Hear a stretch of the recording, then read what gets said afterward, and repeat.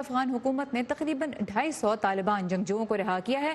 طالبان قیادت نے اس پیش رفت کا خیر مقدم کیا ہے۔ طالبان کی جانب سے صدر اشرف غنی کو 888 قیدیوں کی فہرست دی گئی تھی، جن کی رہائی آئندہ 2 ماہ کے دوران متوقع ہے۔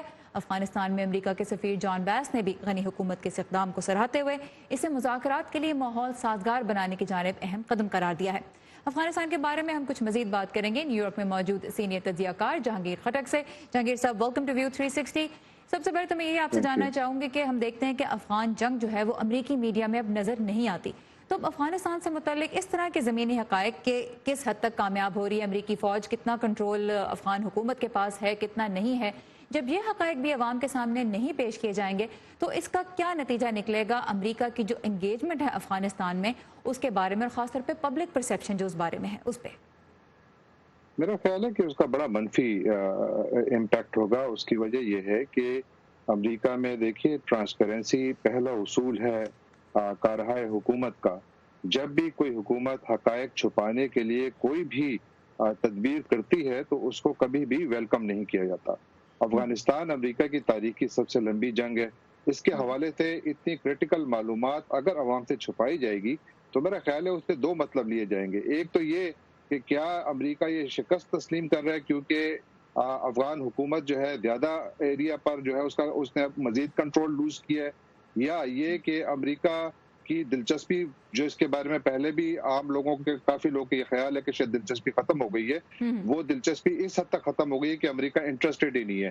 یہ دونوں میسیجز بہت غلط ہیں اور میرا خیال ہے ان کا ڈائریکٹ اثر جو ہے وہ اس وقت جو زلمے خلیلزاد صاحب جو بات چیت کر رہے ہیں اس پر ہوگا۔ ان کی پوزیشن اس سے مزید کمزور ہوگی کیونکہ اس سے شے ملے گی زیادہ دوسری پارٹی کو، وہ زیادہ مضبوط اپنے آپ کو سمجھیں گے۔ دوسری طرف خٹک صاحب، یہ سوال بھی اٹھتا ہے کہ اس ڈیٹا میں نیا کیا ہے؟ ایک عرصے سے ہی امریکن جنرلز خود واشنگٹن میں یہ کہہ رہے ہیں کہ ایک سٹیل میٹ ہے، نہ ہم جیت پا رہے ہیں نہ طالبان جیت پا رہے ہیں، اور اس کا حل بھی جو ہے وہ عسکری نہیں ہے۔ تو اگر یہ ڈسٹرکٹ لیول کی معلومات نہیں بھی پبلک کے سامنے آتی تو جو اوور آل تصویر ہے وہ تو پھر بھی چھپ نہیں رہی۔ اوورآل تصویر اس لیے چھپ نہیں رہی ہے کہ دیکھیے یہ افغانستان کی تاریخ میں، حالیہ تاریخ میں یہ پہلا موقع ہے کہ جتنے انٹرنیشنل پلیئرز جو کہ افغانستان میں کسی نہ کسی طرح کی سٹیکس رکھتے ہیں اور ایکٹیو ہیں، وہ سارے کے سارے افغان پیس کے حوالے سے تقریباً ایک پیج پر ہیں۔ اور یہ کہ پاکستان اور افغانستان کے درمیان جو تعلقات ہیں ان میں بھی کافی پازیٹیو موومنٹ ہو رہی ہے، جس کے اوپر پہلے تشویش تھی۔